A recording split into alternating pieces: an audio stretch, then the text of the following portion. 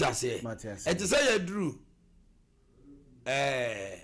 airport na what ready to free shop se uton abontena anka VAT da so okay ebia anka national health insurance levy da so etika ebia kika bi enubo ma ade anka eye 150 ewo the free shop no obetima ton 250 because of taxes but I don't say duty free shop until no obetia 150 no I save 100 cedis okay afi what you say etie ma the auto ade no so timi tin ne ma so god eto I wasn't get to so man ne ma ne boy de no it won't say o call duty free enclave what tema ye won ne ma bi e the fa duty free a f yeah politicians be abuse our system they abuse no na no okra enema bi okra na demurrage no dey affect duty free yeah yama no checks and balances and besia ye adwuma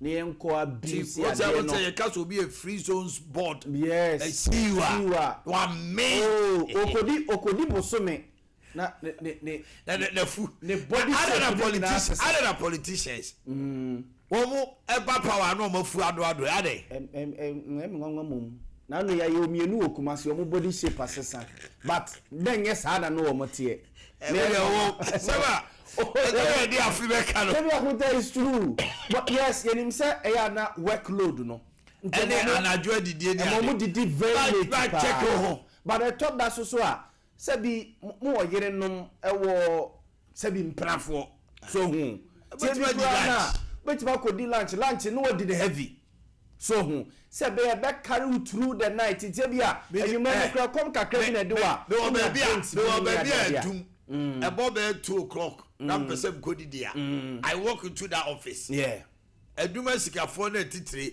ye hia didi wo ho ayo me nka ho ka sikafo no ba penny for pa men no papa no meti ne nka che o sir we and then my just say me for akwose abi hu na meti ne nka che pa me hu na che me hu na che pa wow the body pa abuta ko ya che anam za me che anam o se ma fe no the yire de aduane ne ba kana ye penny for nyina ye ko kada o se yeso hu nu nsa ewo hura woni to ko bana no ho bia o be dia ne na e sheda nya be de woni ma dia na mpe o be dia ne no nchiri se de ni say diabetes ne pressure diabetes ne pressure idi o bo say abem fine no esi no mo ye research we say ede balaze itmidi abuta say itmidi wa ebo abi ko hali maka cho say mo e mo be itire mo itire kaka itire oso basa brabedi diabetes ne pressure no obedi anam tmidi pa chinkafa no e come up yes edumo me ko ache eno mi ko bi wo omo kifit we rage me ko chinkafa no na mo hihye mu no hu eno no ya charity na ye ba akuta eno ko so timi yi nam de yan kwaye o na say na bi na sikafo na kasa ho so no kuma si branche o si pisita rich o si be ma de say no anya hwe kura say de ye kanena ade ana mpe wo no ye say ye discussions bi so boss was send a message was send was see Boakye iti ya bo ama no kwala no pete They will do support. Bishop, good morning. Chala ko si be do so be chiawo. Rage penny for nyira no pay we nyira echa. Be ma dey say mo. Anya we kra say dey enye. Wo bra ni no. O so le na aseba na nketi esiesie no na anya wa. Na nketi na ye yi. Ondo electoral commissioner. Oh, okay. Hey. Ana mami tia mi aminua Dr. Kofi Aboagye Dompe. Bukutu Z natural mineral. Okay. Ono so ono ne ye na ma. Oba ye ma Esther papa bi. Omu nyina represent pa. Wow. Oh rage the hode. Say hone ye ayi Kumasi executive. Also Legon is Legon executive no. Yes. I'm a branch. The version and the version your branch. Okay. The version. Oh, to be do maybe a games here. Is Legon for name Kumasi Rage Fit Club for no. You to be bomb match. I show them. Hey, I know the same. That's why I need team for the money. Yazmo. Any Yazmo. Say Yaz on the chief organizer. Oh, okay. On a BPR organizer. No, it's the one for the charter flight. Yeah, I know Pana. I say passing be nuna. Na cars na to be share home. To be right. Near so the share home. By a show. Niya time go to. But those Kumase for near a bit active more than Enkrafuna now. That you as a Enkrafono, I don't know. Enkrafonia Mrantie. Kumase for the Mrantie. Kumase for the keep fit in there. Walk no. Uko ba kubebubu. Yeah. Rich. Saturday morning walk, this Sunday morning walk. Your friend is brisk walking. That's right. Bishop with the animal now, Hona mistakes, eh? Oh, yeah, Bishop. Oh, you mind. I understand to say, no, but say that. Woman Nanti, Echo Pim Rich Condos, yes, sir. But see me, Kobe Bear to a 93, a rich park, yeah, fetch Remania, Kosi, Rich Condo. No more Saba, now. And you're walking, so grow, and you're brisk walking. Oh, what day? No. Tell it to him, say, Bema, do say. I know you can say, I just how over talk graphic. I will be a camera. I will tell Dr. Wadi Dumping Bruku to soon say, those times not ne Baira Yachi Bino ne Pocubino, Ade Poco for no Mapona. So that time on coffee. Well, he might be our cowboy. With those times, ne Baira Yachi Bine, Tiwa, Pocubino, Tiwana, Monsieur Tiwa. Medi Bankuni Kusia was it? Hey, Banku. And you go see her. May I get out from me? Won't be that? Kusia Yache, near Chimako, ni Jane, near the Nanabia, fish in a home now, the Kusiaka crap. To us on TV. What the cover in our Yamame? Or say, hey, Banku, and you go see her. Ade. All right, I go. Wow, yeah, baby, yesterday. And Kumasi Mrantie pa. Executive, yeah, inform Kunikako. Now we be tough for man. Abu says, "Oh, John Ko." Sir, yeah. Huh? What do you want to be doing? Kumau Mrasebe Jani no so de na no tum say. Say MPP betime di nkonum pa de a about me. Yenti no.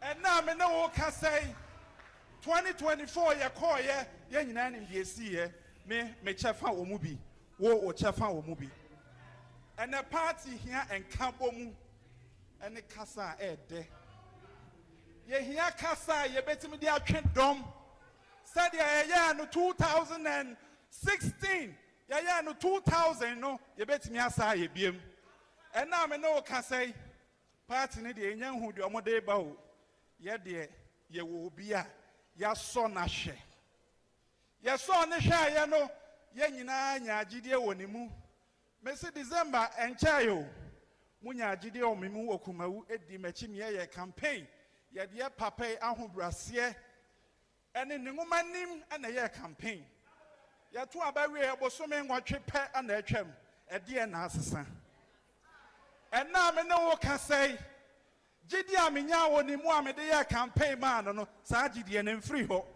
Okay. Na enkomo ikoso a na yewura akompre kon Canada Japan. Enso so dia betum say Osre Dr. Mahmoud Baumia. Enlighten MPP party for no. Na won kire mu kwan kra ya lusu 1.7 million votes. Esan say ninkasa yem no wahun say Dr. Mahmoud Baumia akan my Kokwe report no. My Kokwe report no so abeye Bible ama MPP here. And please enlighten us on how we lost over 1.7 million votes. Since you seem to have read the my Kokwe report, Canada, Japan, and Odibusa Baumia. So Dr. Baumia says he wasn't the flag bearer, religion or tribe. He knows this because of the Michael Quay's report, which only he seems to have read. So since you are the sole custodian of the truth, please enlighten us. Is he asking a legitimate question, Yaw? Maybe so. But what I said, a election report is also no top boys no the big boys are party no nyina no so many bi akenkan was it your say Yura except say bia onabo Canada Japan flag bearer no Ghana for yenim onim bibia wakenkan wo report no mu a ba me no contrary to mo no so mo because the big boys now more party no nyina no ntimi nkan kire say you have already report munim because when you were going around thank you Tono there were times anakodia ekeka snipers of the report abronye kura kochia is now kind snipers of the report which means the top echelon of the party you know enti de mo keken se bibi wo hono mo a Ghana fo nim bibi wo hono mo a esen senior doctor Mahmoud Baumia keke kire Ghana fo no a you should let us know so dan say better say I dare you okay. Godfred, Yabo Adame, former Attorney General, Minister of Justice. Now, they all kind of say, or is condemning what he calls the government reprehensive handling of political opponents. Or this is here the use of unnecessary force. Any bail. What realizes say I quite to say, Yoko strategy pani I bail bonds. Yeah. Or tam bill abeluya you know enra ye kofi enra wienu festival you in German is what oh kofi abalu his excellency and you see no because the lawyer say there is a civil suit at omudi ewo court against properties being identified normal and the lawyer no see all handle et you go subsa ka say omo investigation was sa case now no aba ayo bi anwanwa and I'm sure lawyer na then na wode wada kofi apalu liko tei titoye and some more kind powers that be anyo omode she I would na yedi nkomo yawo na wo ka em say was so here you abeti mo any say there was so yen sa but when you do that you are introducing culture of silence which NDC as a party in opposition spoke against say Nana Kufuor this culture of silence ba and then Kasani abeti omo de yi Abrantia no wo Fourth Estate Manasseh to akotra South Africa ye pene kuno amaswale o ke kasani e kuni ade today Kofi bra Kofi akpalu today aye emra omu yi na free Iyoko ho no a obete gate na no ti ase e dey ba na Kofi akpalu aya 6 days se see our bail bonds ye the bail no to so say wanya be 5-6 days na ye twaso we are near jao I mean how I told you that the Yoko boss he has cause to settle okay Raymond Achade okay say omo ba NDC ba powerful fro e ko bi omo te no oral ko no operation recover all loot no okay the catcher say nipa na ya select omo no omo nyina was cost to settle omo nyina na obi a obif okuje travel akwa no ka Domlevo ye yin adi wa ba na ni kwansi ye yin adi Kofi Boakye no pa GPM no Raymond Acha ye ko bubu ni dam ye jima trade fair ye bubu na asase jidima my back no Magdan it won no some depend dey mon no when you select people as such they mean say they have cause to settle with people na ko tetora so adwuma bi won all the more bi was cause to settle ya na boa unse niam bi say no so our president Mahama Dimi na sese ya so hu eti obampa enyo mama atobo no yi na atobo ba o park no de say no utie press ade no ye no a okasa attorney general ne untumi case no na ni di akire but am na ye chi untumi na bet so president kurase na ninye ho ye ndi sa de ne on sa de no so my bibia wi mo my bibia wi owie no sa be kan ye omo a corruption de nyina no ya te say me general secretary say some of the big boys are lobbying I am making sure say everybody corruption ade bia won ho bia no will face the law ne sa ne ma okeke kan ya yentie Kofi kakra Kofi His Excellency na obi yentie Kofi adwene ne so abakama there's nothing wrong almost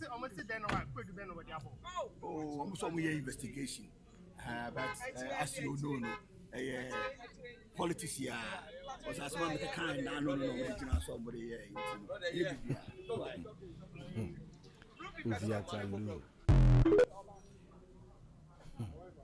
enti nei eja persiva o se politics here na no asema ke kan na anye bi mu de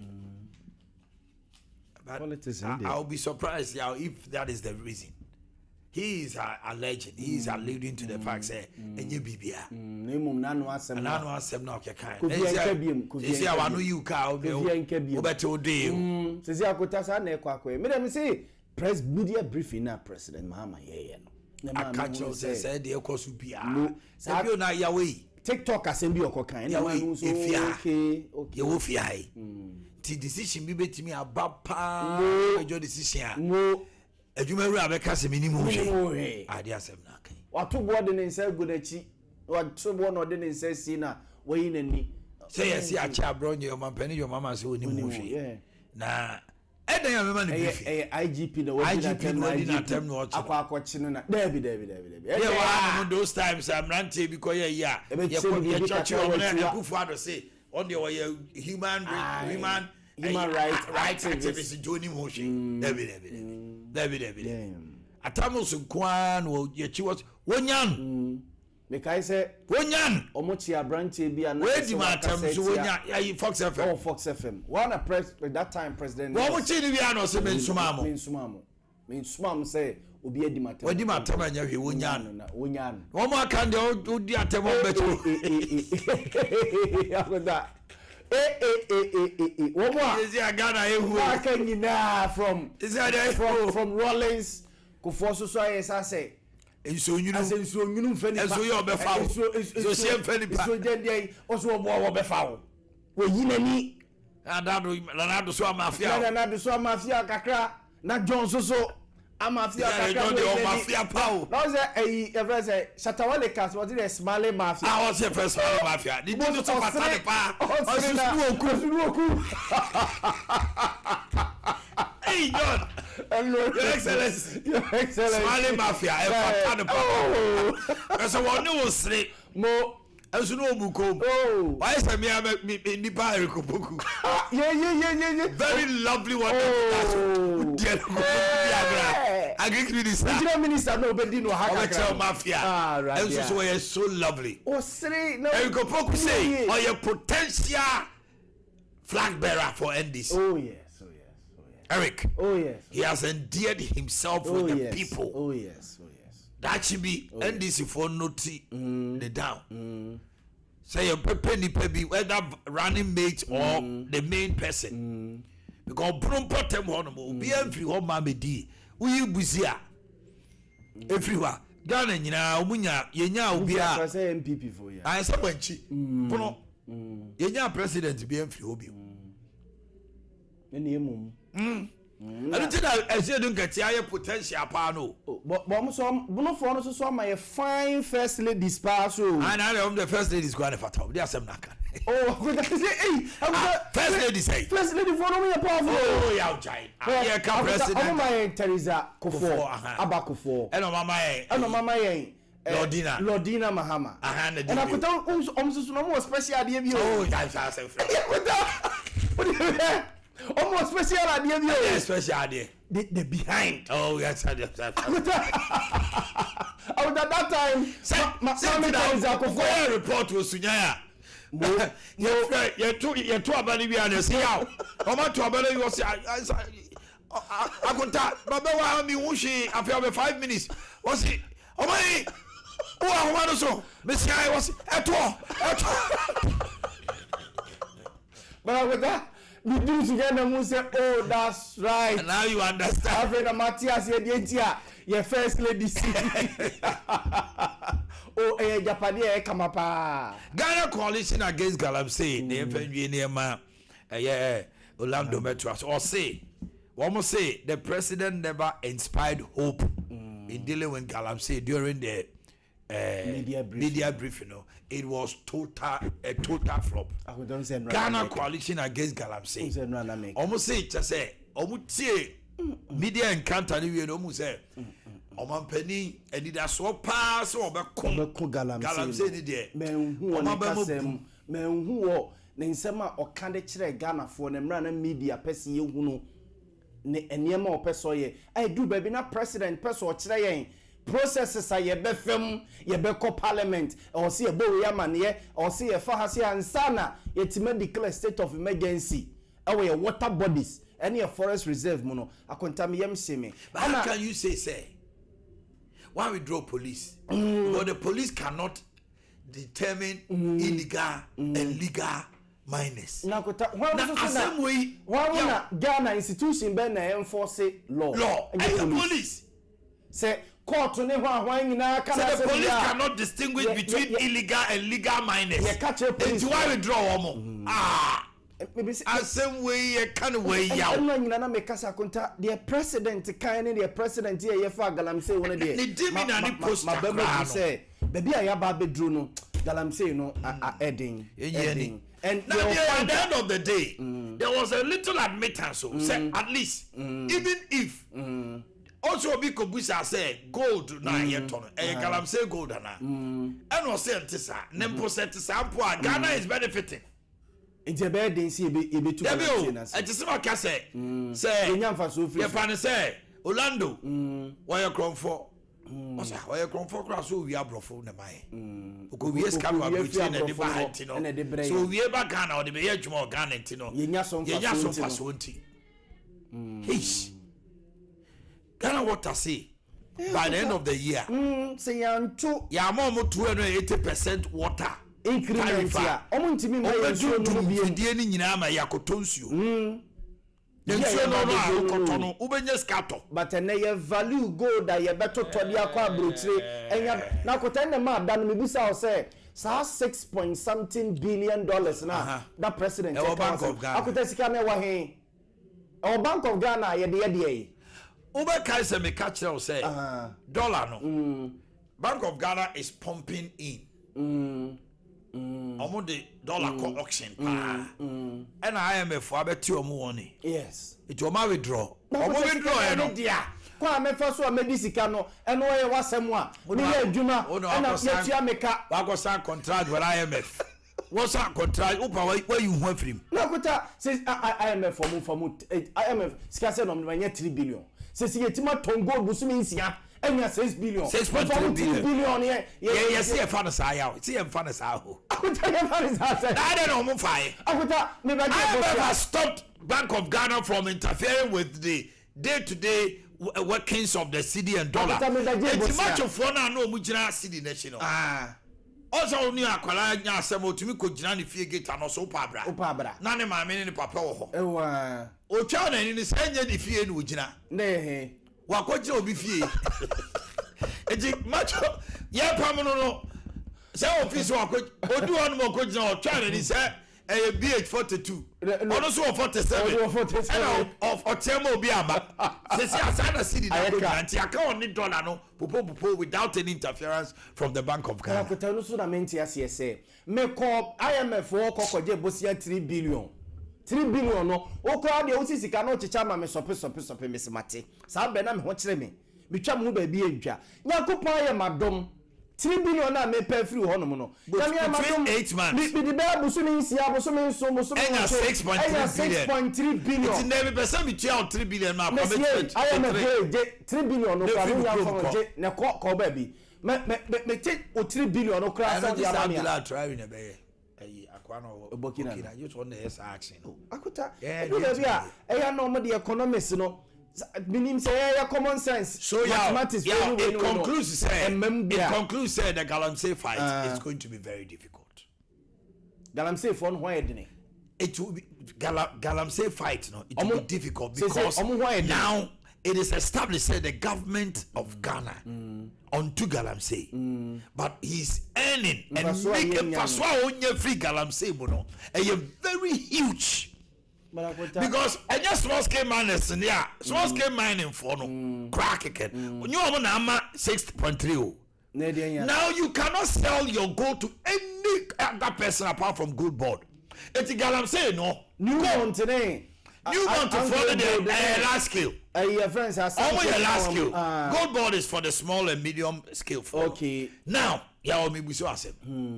Galam say for no. Omukonom nya gold na. Aban is ultimate ton gold ni mo bia. Just a gold board. Omutoma hwan mo. Aso omutoma gold board. Yes. Eti galam say gold no.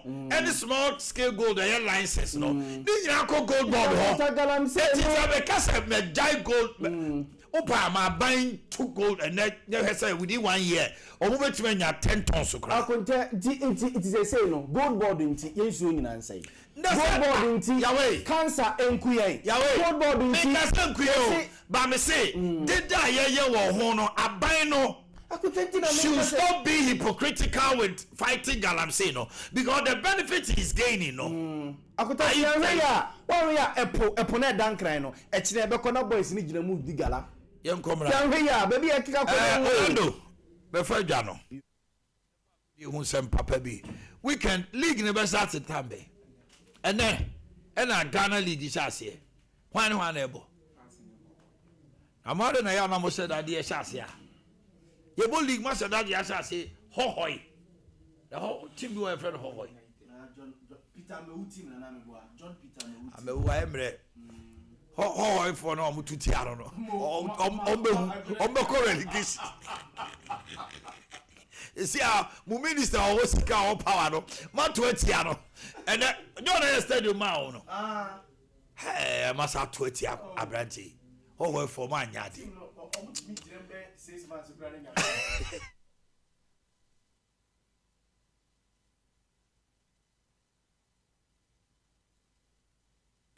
Basa once some da. Sakasa we met me at Nahua for the rest of my life, Anna. Why am Massam? So once some da. Met me at Nahu for the rest of my life, Anna. So what shall I want to me? No watching. No, I must nip of one walk away in Wajuma. So why you ready so best?